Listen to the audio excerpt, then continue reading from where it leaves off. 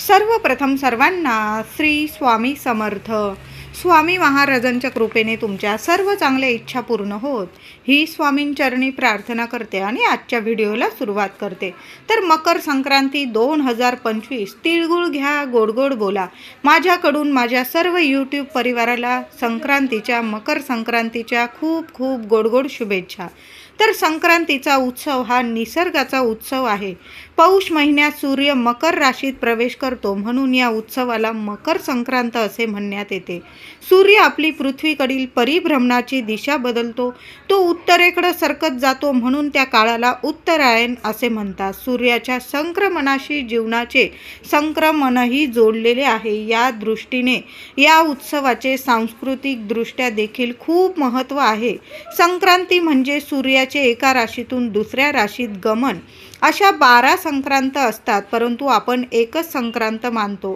संक्रांतीच्या दिवशी दान देणाऱ्याला सूर्य अनेक हजारो पटीने पुन्हा पुन्हा परत करतो असे देखील मानले जाते. म्हणून या दिवशी जेवढं जमेल ना तेवढं दान धर्म अवश्य करायचं आहे. अगदी मूठ तीळ जरी दान केली तुम्ही, 12 राशीच्या लोकांनी एक जरी दान केलं, ते म्हणजे तिळीचं दान, तर आपल्या आयुष्यात भरभरून सुख शांती येते. जी काही नकारात्मकता असते, जी काही इडापिडा असते, जो काही दोष असतो, पितृदोष असू दे, ग्रहदोष असू दे, या दोषांमुळे ज्या काही अडचणी आपल्या आयुष्यात उद्भवतात त्या संपूर्ण नष्ट होतात. म्हणून मकर संक्रांतीला पुण्यस्थानी म्हणजे आपण पुण्यस्थानी जाऊन आपण स्नान करतो, दान करतो. या गोष्टींना खूप खूप महत्त्व आहे. म्हणून तुम्हाला तीर्थक्षेत्री जाणं झालं तर तिथं जाऊन स्नान करा, तिथं जाऊन दान करा. आता तिथं जाऊन नाही जमलं तर प्रत्येकाने मकर संक्रांतीच्या दिवशी अंघोळीच्या पाण्यात चिमूटभर तीळ आणि गंगाजलची बॉटल नक्की घेऊन या. आदल्याच दिवशी घेऊन या. भोगी, संक्रांत, किंक्रांत या तिन्ही दिवस आपल्या अंघोळीच्या पाण्यात या दोन्ही गोष्टी घालूनच आपल्याला आंघोळ करायचं आहे.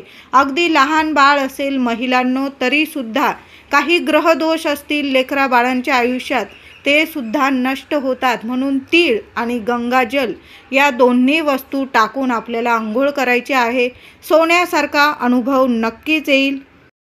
सूर्य जेव्हा तुला राशीत आला की त्याचा प्रभाव कमी होतो, म्हणून थंडी पडत असते. सूर्य मेष राशीत आला की त्याचा प्रभाव वाढतो, म्हणून उष्ण तापमान असते. मिथुन राशी ही कोरडी राशी आहे. सूर्य कर्केत गेला की पाऊस पडतो, कन्येत गेला की पाऊस संपतो. दिवसभर उकाडा आणि रात्री थंडी अशी स्थिती निर्माण होते. त्यालाच आपण ऑक्टोबर हीट असेही म्हणतो. सूर्य मकर राशीत गेला की त्याच्या किरणात बदल होत असतात. मकर संक्रांतीच्या वेळेस किरणे लंब रूपाने पडायला लागतात, म्हणून यालाच मकर संक्रांती असे सुद्धा आपण म्हणत असतो. तर आता या सणाविषयी अगदी लहानशी कथा सांगते. पूर्वी शंकासूर या नावाचा एक दैत्य होता. तो खूप उन्मत्त झाला होता. त्याचा नाश करण्यासाठी देवी आईने म्हणजेच पार्वती मातेने, आपल्या अंबाबाईने, देवीने संक्रांतीचे रूप धारण केले. ही देवता 60 योजनेत पसरली असून तिचे ओठ, नाक लांब लचक व 9 हात आहेत. तिची आकृती पुरुषासारखी आहे. प्रत्येक वर्षी तिचे वाहन आयुधे बदलत असतात. अशी कल्पना संक्रासूर आणि निसासूर अशा 2 राक्षसांचा वध केला, म्हणून या दिवसाला त्याच देवीच्या नावाने ओळखलं जाते. म्हणून मकर संक्रांती हा सण साजरा केला जातो. या दिवशी सुवासिनी स्त्रिया वाण देतात आणि लुटतात सुद्धा. म्हणून मकर संक्रांती हा सण रथसप्तमीपर्यंत हळदी कुंकवाचा सण देखील आपण म्हणजे साजरा करत असतो. अगदी स्त्रियांचा लाडका सण म्हटला जातो हा. आपण हळदी कुंकवाचे दिवस याच दिवसात साजरे करत असतो. अगदी प्रत्येक महिला आपल्या घरात वाण लुटत असते. आपल्याला जेवढं जमेल ना, तिला जेवढं परवडेल त्या पद्धतीने ती आपल्या घरात हळदी कुंकवाचा कार्यक्रम ठेवते, वाण लुटते. अगदी आनंदाने स्त्रिया त्या घरी जातात आणि हळदी कुंकवाचा आनंद अगदी लुटत असतात. म्हणून याला मकर संक्रांती हा सण असं म्हटलं जातं. तर यावर्षी मकर संक्रांत 14 जानेवारी 2025 मंगळवार रोजी आलेली आहे. मकर संक्रांतीचा सण हा 14 जानेवारी मंगळवार रोजी साजरा केला जाणार आहे. संक्रांतीचे फळ मंगळवार दिनांक 14 जानेवारी 2025 शके 1946 पौष कृष्ण 1 रोजी सकाळी 8:54 सूर्य मकर राशीत प्रवेश करीत आहे. संक्रांतीचा पुण्यकाळ मंगळवारी दिनांक 14 जानेवारी 2025 रोजी सकाळी 8:54 पासून संध्याकाळी 4:54 राहणार आहे. बऱ्याच लोकांना प्रश्न पडत असतो, मकर संक्रांतीचा पुण्यकाळ म्हणजे काय असतो? तर या काळात जर आपण दान केलं, पुण्य काम केलं, सेवा केली, कुठलीही सेवा, आपल्या देवी देवतांची जी सेवा करतो ना, नुसती आपण आपल्या स्वामींची एक माळ जरी जपली, मंत्र जपला, मनापासून सेवा केली, तुम्ही एखादं पारायण केलं तर खूप खूप हजारो पटीने आपल्याला सूर्य देवता भरभरून देतात. हजारो पटीने आपल्याला पुण्य फळ प्राप्त होतं. म्हणून या पुण्य काळात जर मकर संक्रांतीच्या पुण्य काळात आपण सेवा केली, पुण्य काम केलं, दान केलं, दीपदान केलं तर या गोष्टींचं भरभरून पुण्यफळ आपल्या पदरात सूर्य देवता नक्कीच टाकतात. म्हणून याच काळात, याच वेळात पुण्य दान सेवा आपल्याला करायचे आहे.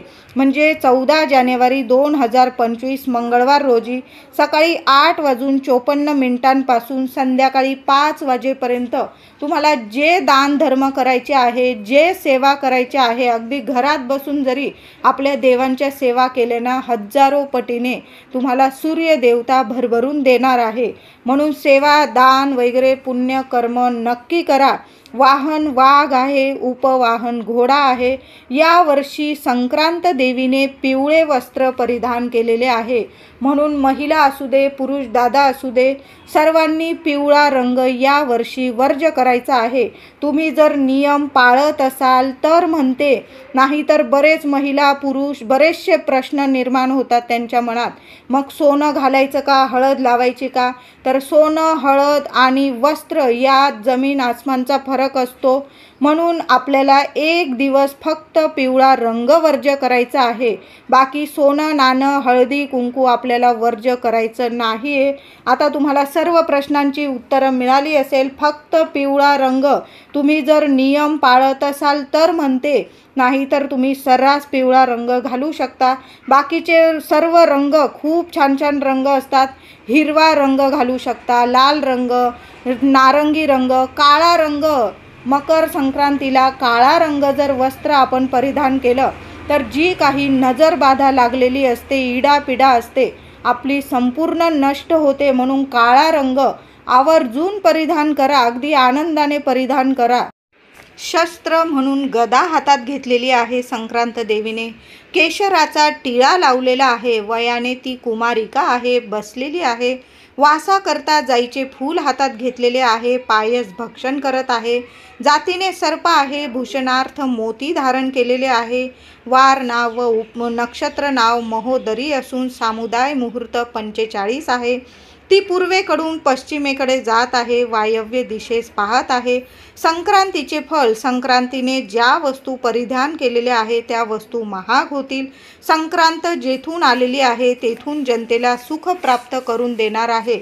तर भोगी, संक्रांत आणि कर या तिन्ही दिवशीच काय, कधीच कुणाला त्रास देऊ नका, कुणाचं मन तोडू नका, कुणाला अपशब्द बोलू नका. घरात शांतता राहील याची काळजी घ्यायची आहे. महिला असो, पुरुष असो, अगदी लहान लेकरं असतील, सगळ्यांनी मौन धरून घ्या. या 3 दिवशी तरी आपण मौन धरून घ्या. कुणाशीच नाही, घरात नाही, बाहेर नाही, वादावाद होणार नाही याची कृपया काळजी घ्या.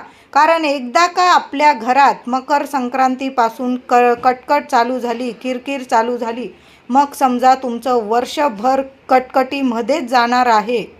म्हणून शांतता ठेवायचं आहे आणि शांततेत राहायचं आहे. त्याचबरोबर घरात मांसाहार, मद्यपान, शिवीगाळ या गोष्टी अजिबात करू नका. करीच्या दिवशी म्हणजे किंक्रांतीच्या दिवशी तर या गोष्टी हमखास पाळायच्या आहे.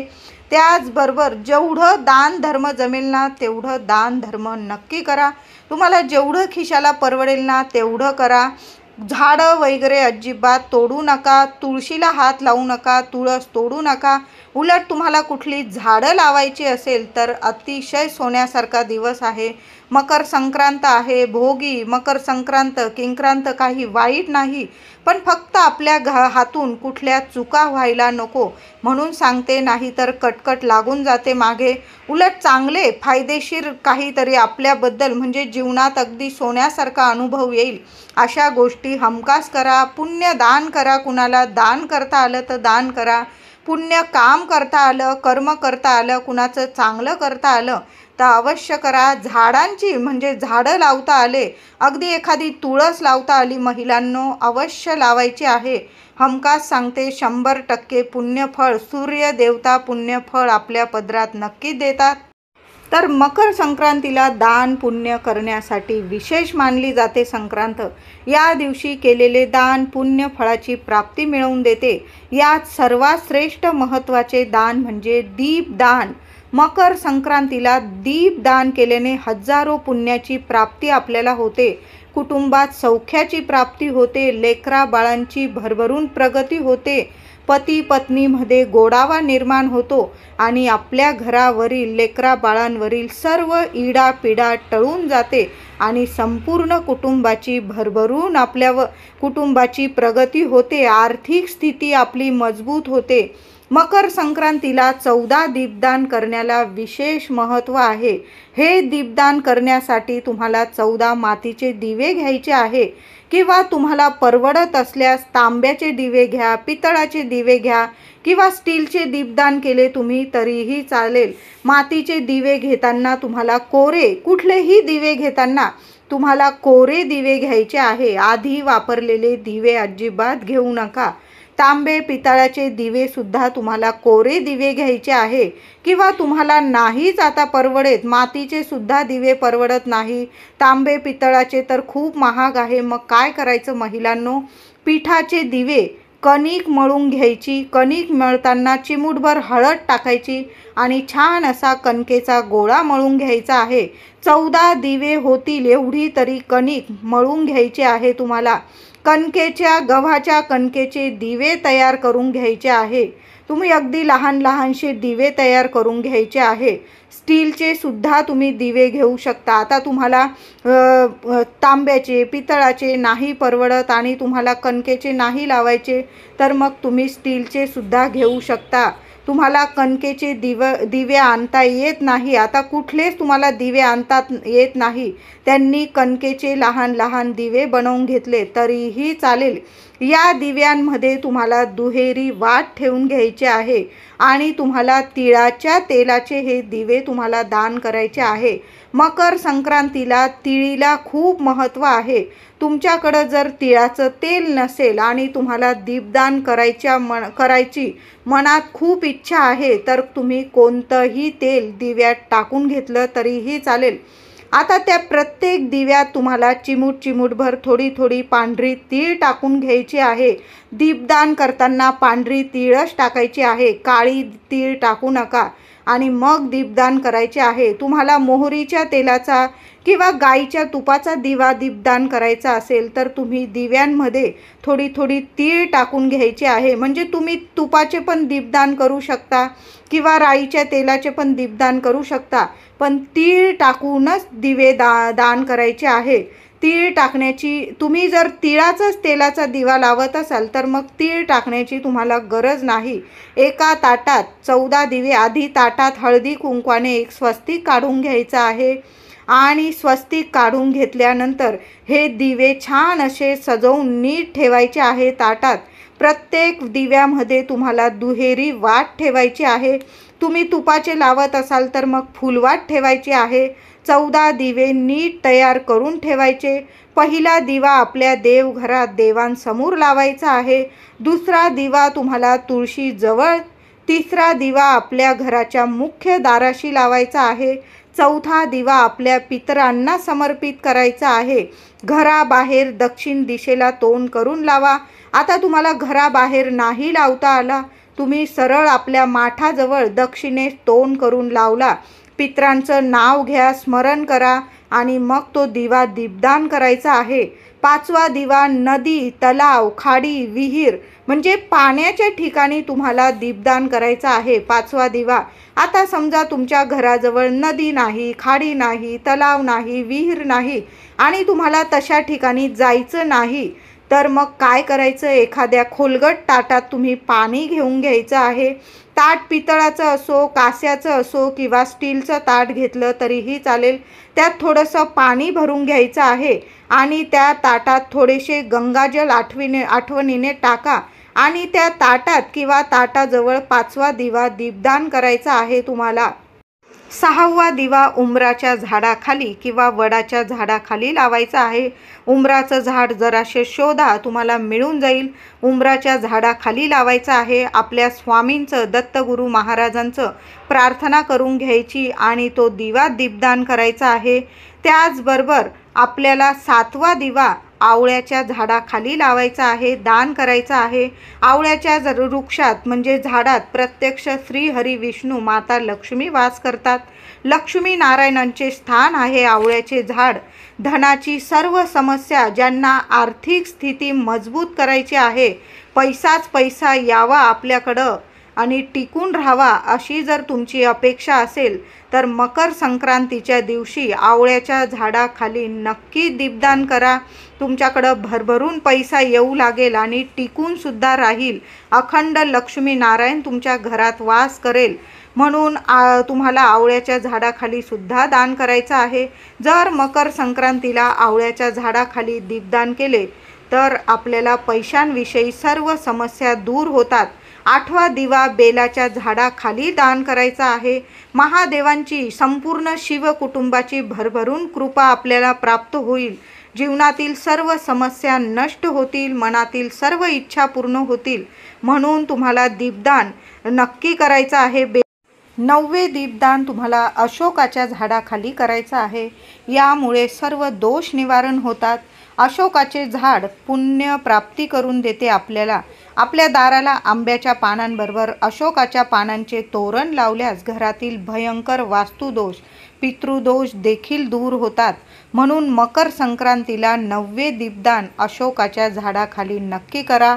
10वे दीपदान तुम्हाला महादेवांच्या मंदिरात शिवशंकरांसमोर करायचे आहे आणि शिवशंकरजी, माता पार्वती, संपूर्ण शिव कुटुंबाचा तुम्हाला आशीर्वाद घ्यायचा आहे.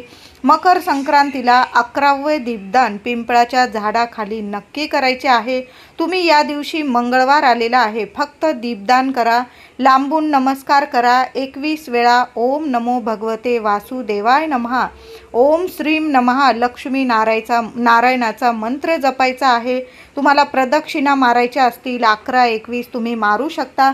फक्त पिंपळाला स्पर्श करू नका. दीपदान मात्र नक्की करायचं आहे. पिंपळाच्या झाडाचे पूजन आयुष्यातील सर्व अडचणी दूर करतात. म्हणून मकर संक्रांतीला पिंपळाचे पूजन करून दीपदान जरूर करा. 12वे दीपदान आपल्याला वडाच्या झाडाखाली दान करायचे आहे. 1 दिवा वडाच्या झाडाखाली नक्की दान करा. यामुळे सुख सौभाग्यात भरभराट होते आणि आपल्या पतिदेवांच्या आयुष्यात ज्या काही अडीअडचणी असतात, मुलाबाळांच्या, पतिदेवांच्या, त्या संपूर्ण अडचणी दूर होतात. 13वे दीपदान गोशाळेत, ज्या ठिकाणी गायी बांधून ठेवतात, गोमाता बांधून ठेवलेल्या असतात, त्यांचं घर असतं गायींचं, त्या ठिकाणी दीपदान करायचे आहे. गायी असतील तर जरासा लांब दिवा लावा. गायीला त्रास होणार नाही, कुठली हानी होणार नाही दिव्यामुळे, याची काळजी घेऊन तुम्हाला दीपदान करायचे आहे. 14वा दिवा तुमच्या घराजवळ कुठल्याही मंदिरात होम हवन करत असतील, जसं नवरात्रीत अष्टमीला मंदिरामध्ये होम केला जातो, त्या ठिकाणी तुम्हाला 14वा दान करायचा आहे दिवा. हजारो तुम्हाला होम हवन केल्याचे पुण्य फळ प्राप्त होईल. म्हणून मकर संक्रांतीला हे दीपदान करणं म्हणजे महान दान मानले गेलेले आहे. म्हणून प्रत्येकाने मकर संक्रांतीला 14 दीपदान जरूर करायचे आहे. म्हणून मकर संक्रांतीला 14 दीपदान प्रत्येकाने करा. आता समजा तुम्हाला बाहेर जाऊन दीपदान वेगवेगळ्या मंदिरात, झाडांजवळ नाही करता आले, तर घरातच एका ताटात 14 दिवे छान बनवून घ्या, प्रज्वलित करून घ्या, मनातील इच्छा बोलून घ्या आणि देवघरात, तुळशी मातेजवळ, मुख्य दाराशी, माठाजवळ, दक्षिण दिशेकडं अशा पद्धतीने तुम्ही 2-2 दिवे दान करून दिले तरीही चालेल. बाकी उरलेले दिवे देवांसमोर ताटात जळू द्या, तरी देखील तुम्हाला दीपदानाचे पुण्य फळ नक्कीच मिळणार आहे. आवळ्याचे, वडाचे, उंबराचे, पिंपळाचे, बेलाचे, अशोकाचे झाड असेल तर तिथे 2-2 दिवे तुम्ही दान केले, लावले तरी देखील चालेल. गोशाळा नसेल तो दिवा देवघरात आपल्या बाळकृष्णासमोर लावला तरी चालेल. दिवे भिजल्यानंतर मातीचे, कणकेचे दिवे असतील ते वाहत्या पाण्यात तुम्हाला विसर्जित करायचे आहे. तांबे, पितळाचे दिवे असतील ते भिजल्यानंतर तुम्ही एखाद्या मंदिरात दान करून आला, ठेवून आला, श्रद्धेने ठेवून यायचे आहे मंदिरात. मग तुम्ही महादेवांच्या मंदिरात ठेवून या, गणपती बाप्पाचं मंदिर असेल, स्वामींचं, म्हणजे तुम्हाला एखाद्या मंदिरात ते दिवे भिजल्यानंतर ठेवून यायचे आहे. आणि तुम्ही मंदिरातच दान केले असतील तर दिवा भिजल्यानंतर घरी आणू नका. तो तुम्ही दान केलेला आहे दिवा, म्हणून दिवा घरी आणायचा नाही, तिथंच राहू द्यायचा आहे. मकर संक्रांतीच्या दिवशी महिलांनो, चुकून सुद्धा आपल्या घरातून काही वस्तू अजिबात कुणाला देऊ नका. मग तुमचे सख्खे जरी आले तुमच्या घरात मागायला किंवा तुमचे शेजारी वगैरे आले तरी सुद्धा त्यांना पैसे अजिबात उसने देऊ नका. त्यांना बोला तुम्ही माझ्या घरात जेवून जा, एक वेळेस चहा पाणी घेऊन जा, पण पैसे उसने अजिबात देऊ नका. त्याबरोबर आपले वस्त्र किंवा आपले आभूषण असतील महिलांनो, मग त्यात बांगड्या असेल, सोनं नाणं असेल, अजिबात कुणाला देऊ